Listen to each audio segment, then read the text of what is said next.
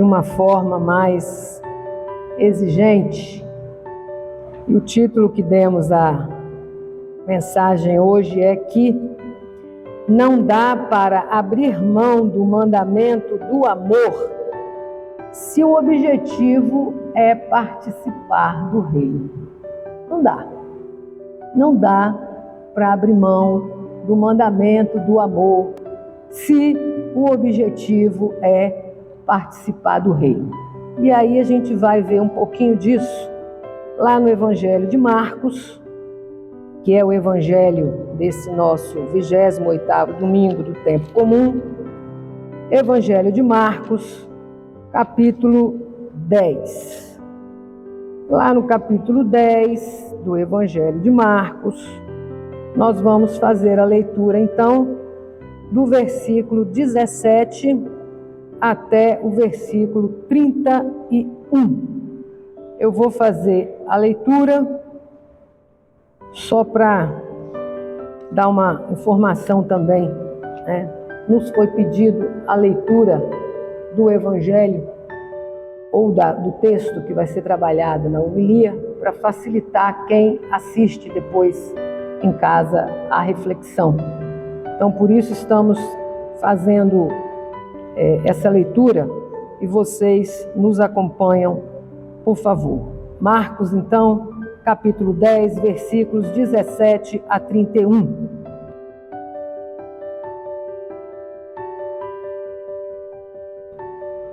Quando Jesus estava saindo de viagem, um homem veio correndo, ajoelhou-se na frente dele e perguntou: Bom mestre, o que devo fazer para conseguir a vida eterna? Jesus respondeu: Por que você me chama de bom? Só Deus é bom e mais ninguém. Você conhece os mandamentos: não mate, não cometa adultério, não roube, não dê falso testemunho contra ninguém, não tire nada dos outros, respeite o seu pai e a sua mãe. Mestre, desde criança eu tenho obedecido a todos esses mandamentos, respondeu o homem. Jesus olhou para ele com amor e disse: Falta mais uma coisa para você fazer. Vá, venda tudo que tem e dê o dinheiro aos pobres, e assim você terá riquezas no céu. Depois, venha e me siga. Quando o homem ouviu isso, fechou a cara e, porque era muito rico, foi embora triste. Jesus, então, olhou para os seus discípulos que estavam em volta dele e disse: Como é difícil os ricos entrarem no reino de Deus. Quando ouviram isso, os discípulos ficaram espantados. Mas Jesus continuou: Meus filhos, como é difícil entrar no reino de Deus. É mais difícil um rico entrar no reino de Deus do que um camelo passar pelo fundo de uma agulha. Quando ouviram isso, os discípulos ficaram espantadíssimos e perguntavam uns aos outros: Então, quem é que pode se salvar? Jesus olhou para eles e disse: Se para os seres humanos isso não é possível, mas para Deus é, pois para Deus tudo é possível. Aí Pedro disse: Veja, nós deixamos tudo e seguimos o Senhor. Jesus respondeu: Eu afirmo a vocês que isto é verdade. Aquele que por causa de mim e do Evangelho deixar casa, irmãos, irmãs, mãe, pai, filhos ou terras, receberá muito mais ainda nesta vida. Receberá 100 vezes mais casas, irmãos, irmãs, mães, filhos, terras e também perseguições. E no futuro receberá a vida eterna. Muitos que agora são os primeiros serão os últimos, e muitos que agora são os últimos serão os primeiros. Oremos, queridos. Glorioso Deus e Pai, que a Tua palavra de amor habite em nossos corações, que a Tua palavra de amor emerja de nossos lábios. Tudo por obra do Espírito Santo. Amém, Senhor. A comunidade pode se sentar. E nós vemos, queridos, que é um texto que muita coisa há e muitas alternativas temos para trabalhar esse texto, mas resolvi fazê-lo nessa linha que coloquei. Não dá para abrir mão do mandamento do amor se o objetivo é participar do reino. A leitura do Evangelho para nossa reflexão precisa estar conectada também com o dito na carta aos Hebreus, ainda há pouco lida, que nos convida a atentar para a palavra de Deus proposta por Jesus. Palavra viva, palavra atuante e eficaz, que ao encontrar abrigo verdadeiro no coração da pessoa, necessariamente a renova. Quando a palavra encontra abrigo no coração da pessoa, necessariamente a pessoa se renova, necessariamente a pessoa se transforma, a pessoa, pela palavra, encontra ajuda para discernir o bem e o mal e a fazer as escolhas corretas que apontam o caminho que leva ao reino. Isso a palavra nos dá também. E sempre espelhado na palavra viva, Jesus Cristo. Se esse é o caminho que queremos percorrer, o caminho do reino de Deus. Porque a cena começa exatamente com essa angústia. O que fazer para alcançar a vida eterna? O que fazer para entrar nesse reino? A cena retratada no Evangelho começa por identificar Jesus saindo em viagem, quando então chega um homem que se ajoelha diante dele e faz a importante pergunta: Bom mestre, o que devo fazer para conseguir a vida eterna? A mim, a pergunta chega com um tom um pouco angustiante. O que fazer? Como fazer? Quero conseguir. Mas o que fazer? Então existe um querer e uma angústia por não alcançar na plenitude o como, para que isso se manifeste, para que isso se configure efetivamente. Então o desejo era esse: quero conseguir. Mas como? Deixa claro que é algo que se quer. E, portanto, se se quer, é dotado de um valor importante. E mais ainda, é algo bom. Então, foi-se com essa expectativa. Quem chegou para perguntar foi com essa expectativa de que era algo bom. Afinal, iria partir de alguém que estava também sendo considerado como bom. Porque ele chegou para Jesus e logo o identificou como bom mestre. Bom mestre, o que vou fazer, o que devo fazer para conseguir a vida eterna? Jesus então responde: por que você me chama de bom? Só Deus é bom e mais ninguém. E ainda Jesus, com aquele jeito que lhe era próprio, vai continuando. Você conhece os mandamentos.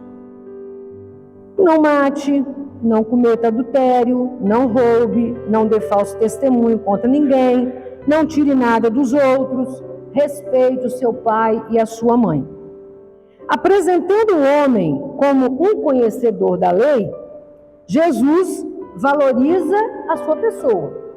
Afinal, ser um bom conhecedor da lei, na sociedade da época de Jesus, era um bom indicativo de que a pessoa conhecia o caminho para se apresentar bem diante de Deus. Era um pressuposto daquela época. Conhecer e obedecer a palavra. E, além de tudo, ser rico.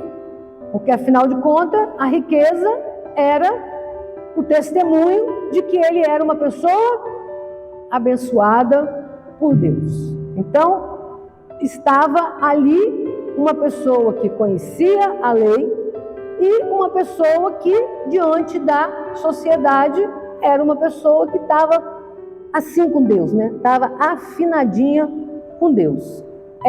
Esse era o contexto, né? E o homem, por sua vez, parece concordar com essa visão de Jesus. E até mesmo reforça: mestre, desde criança eu tenho obedecido os mandamentos.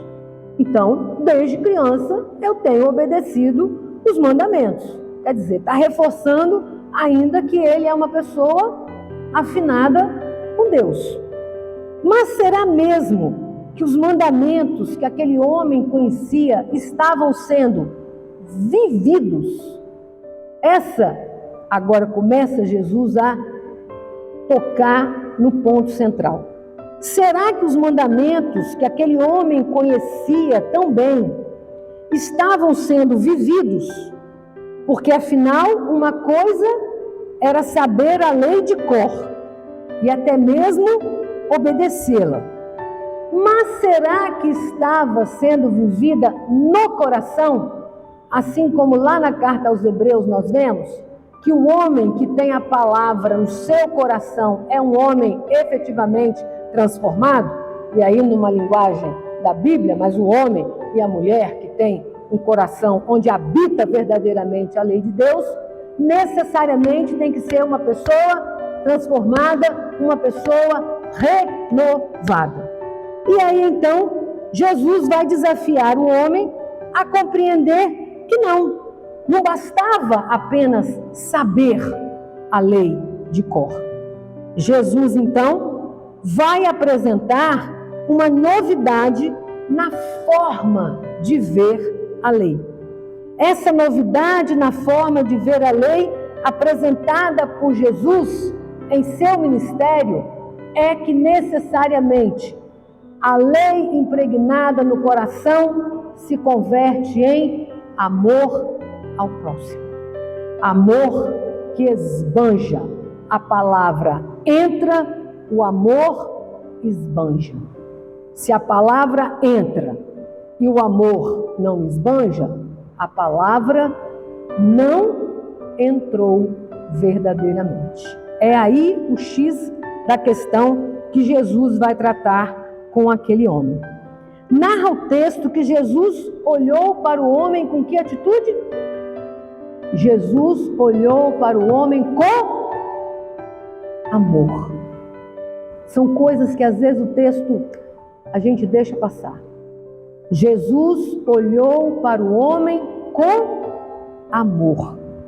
E aí vai lhe dizer: falta mais uma coisa para você. Qual foi o verbo aí? Para uma coisa para você fazer. Falta mais uma coisa para você decorar? Falta mais uma coisa para você dizer que você sabe? Não. Falta mais uma coisa para você fazer. Vá, venda tudo o que tem e dê o dinheiro aos pobres, e assim você terá riquezas no céu. Depois, venha e me siga. Poderíamos, queridos, passar a noite toda só refletindo o texto com o acontecido até agora, mas gostaria apenas que me acompanhassem em algumas reflexões. Vamos lá. Ao mesmo tempo que Jesus valoriza o homem por guardar e obedecer a lei, Jesus, com amor, quer ajudá-lo a compreender que mais do que saber, mais do que obedecer à lei de Deus, é preciso fazer algo com esta lei. É preciso deixar-se movimentar-se internamente para fazer alguma coisa a partir do aprendido ou do apreendido com a palavra. É preciso agir conforme a vontade de Deus, do Deus que na sua essência é bom. Não foi isso? Por que você me chama bom? Afinal de contas, quem é bom é Deus. Então, começa a gente aí fazendo as possibilidades de reflexão. Portanto, mais do que saber, mais do que obedecer à lei, é preciso fazer algo. É preciso agir conforme esta lei, em sintonia com a vontade de Deus, do Deus que na sua essência é bom. E aí entra um detalhe importantíssimo a ser observado. Observemos que quando Jesus fala para o homem que ele é um conhecedor dos mandamentos, são quantos os mandamentos? 10, não é isso? Quantos mandamentos Jesus relata aqui? Ele não relata os 10 mandamentos. Olha que detalhezinho chave no texto, né? Jesus não relaciona todos os 10 mandamentos que a lei prescrevia. Os mandamentos que Jesus põe em destaque são todos esses mandamentos que falam da relação, das relações a serem estabelecidas entre as pessoas. Primeiro mandamento, amar a Deus sobre todas as coisas. Não está presente aqui.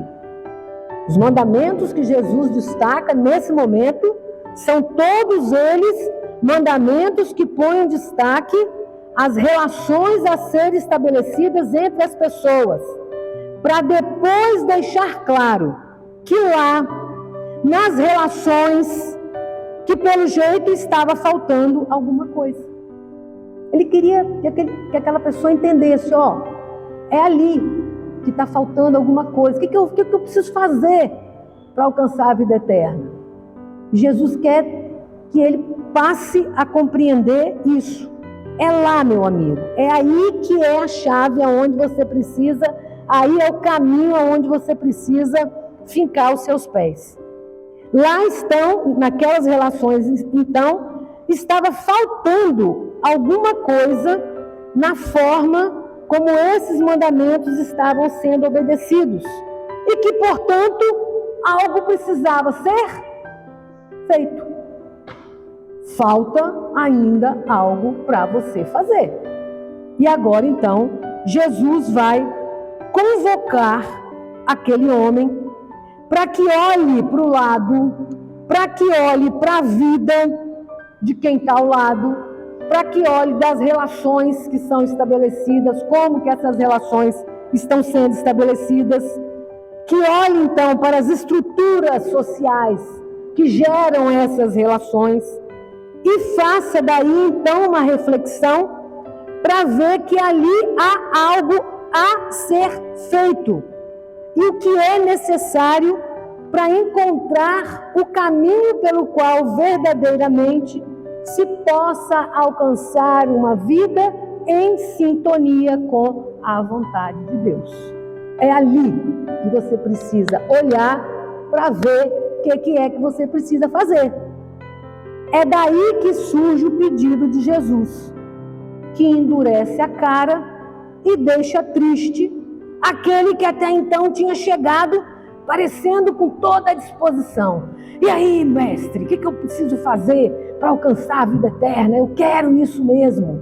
É uma coisa que está dentro de mim, eu estou querendo, é o meu desejo. E aí aquele o meu, Jesus começa a dizer assim, calma, camarada. Dissolve, desce do pedestal, né?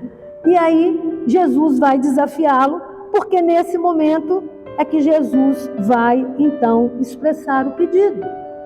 Vá, venda tudo que tem e dê o dinheiro aos pobres, e assim você terá riqueza no céu.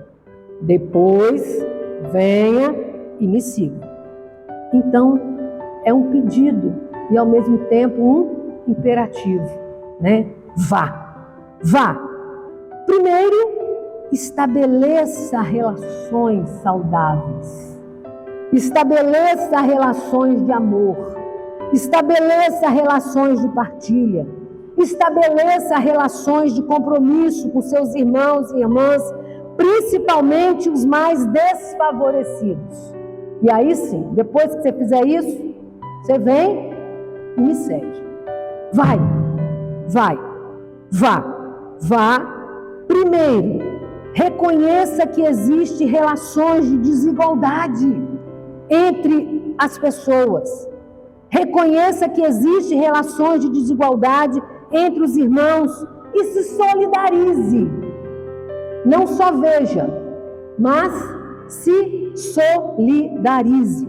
Aí sim, depois venha e me siga. Ou seja, não basta respeitar a justiça nas nossas relações pessoais. Eu sou boa, afinal de contas eu não mato ninguém, não falo de ninguém, não faço mal a ninguém. Então tá bom minha vida, né? Mas não, é mais do que isso. Não basta respeitar a justiça nas nossas relações pessoais. É preciso ir à raiz do mal. É preciso ir, queridos, ao fundamento da justiça. É preciso ir no reconhecimento do porquê dessa ânsia, dessa ganância para acumular riquezas. É preciso fazer isso.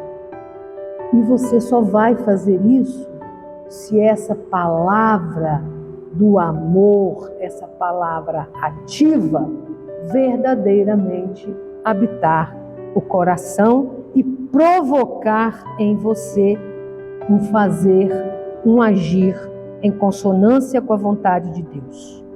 Não era então só uma questão de abandonar a riqueza, como se Jesus fosse contra aquela riqueza.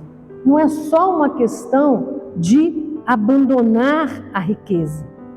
É preciso ver o que gerou aquela riqueza e o quão faltosa ela é para proporcionar dignidade para demais. Sempre que um tem a ganância demais, alguém está ficando de menos. Então é isso que Jesus quer naquele momento, chamar aquele homem para que ele veja. E era preciso então não só abandonar a riqueza pela riqueza, mas era preciso entender que ela precisava ser repartida. Vá e dê aos pobres. Supra com aquilo que para você transbordou, vá e supra. E você não vai ficar sem. Vai e faz isso que você vai ter, além da riqueza aqui, você vai ter a riqueza para sempre. Porque não tem aquela coisa da riqueza aqui, a riqueza lá, a riqueza da terra, a riqueza do céu. É um contínuo. Nesse momento, então, aquele homem reconhece a dificuldade que é vir as costas para Jesus e vai embora. Como é difícil, não? Mas essa é a forte exigência de Jesus que ressoa ainda hoje para tantos que têm, acumula e cada vez mais acumulando. E se nós entendermos que essa desigualdade só vai se equilibrar quando alguém se dispuser realmente a dividir a riqueza acumulada. Se isso não acontecer, não tem como. Por mais esforço que a parte de cá faça, não conseguirá. O buraco é muito grande, a desigualdade é muito grande.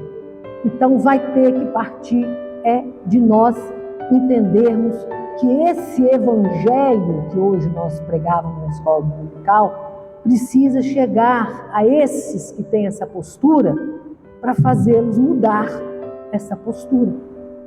E nesse momento, então, reconhecer, sim, que é difícil para aquele homem rico e conhecedor da lei, e tão conhecedor da lei, foi difícil. Mas, como tudo na vida, né? A gente tira um aprendizado. A virada de costas do homem rico ao olhar amoroso de Jesus serviu de objeto para diálogo de Jesus com os discípulos. Nesse diálogo, então, Jesus vai mostrar que, em se tratando da aprovação diante de Deus, não há nada que seja possível fazer que dependa exclusivamente de nós. Tem que ter um despojar-se, e quando a gente se despoja efetivamente, na perspectiva cristã, não é a Eliane que está abrindo mão, não é a Isabel que resolveu um belo dia abrir mão. Não, o despojamento é uma dinâmica interna da gente, que é graça. É o Espírito Santo que convoca, é o Espírito Santo que faz acontecer. Então, é uma coisa que, para que a gente possa, ter essa aprovação diante de Deus, mestre, o que posso fazer para alcançar a vida eterna? Não tem nada que se faça que seja dependente de nós. Não há nada que possamos fazer que dependa exclusivamente de nós. Assim como não tem dinheiro no mundo que possa comprar o passaporte para o reino. Não tem dinheiro no mundo que vai comprar. É na graça de Deus que alimentamos a comunhão com Ele e nos dispomos a colocar como prioridade na vida o seu reino e a sua justiça. E aí o despojamento acontece. Aí o acumular já não tem mais sentido, o ter já não tem mais sentido, quando efetivamente a gente compreende essa graça alimentando a nossa vida. Fica claro no diálogo de Jesus com os discípulos a importância desse despojamento, a importância desse despojamento de quem se compromete com o que tem e com o que é e se coloca nas trilhas do reino. Assim, esse despojamento acontece na forma mais natural, porque é graça que vai, como se a gente estivesse transbordando essa graça que nos impulsiona aí. A gente não sabe às vezes nem muito bem como está indo, mas está indo, porque é um despojamento tão grande dentro da gente que o Espírito vai soprando, o Espírito vai conduzindo. Portanto, é dentro desse despojamento que nos faz nos comprometermos com os trilhos, com os caminhos do reino, que a gente vai então desfrutar essa vida, esse desejo que era tão importante aparentemente para aquele homem que foi procurar Jesus.